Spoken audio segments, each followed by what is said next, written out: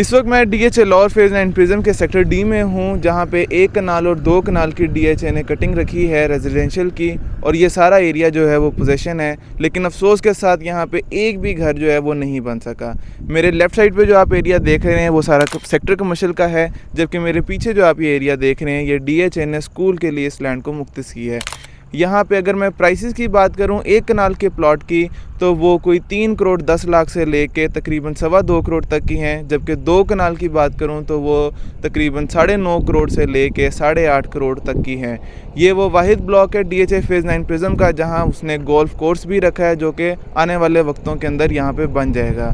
اگر آپ لوگوں نے اپنی ریزیڈنس کے لیے یہاں پہ پلاٹ لینا ہے تو ڈی بلاک اس کا بہت اچھا بلاک ہے۔ میں آپ لوگوں کو کہوں گا کہ یہاں پہ ضرور پلاٹ لیں۔ اگر آپ نے انویسٹمنٹ کرنی ہے تو آنے والے 5 سالوں میں جو پلاٹ یہاں پہ آج 3 کروڑ کا ہے، میں دیکھتا ہوں کہ وہ 5 کروڑ کا ہو جائے گا۔ تو اگر آپ لوگ مزید اس کی معلومات لینا چاہتے ہیں تو کال کریں 0327 327 3270 پر۔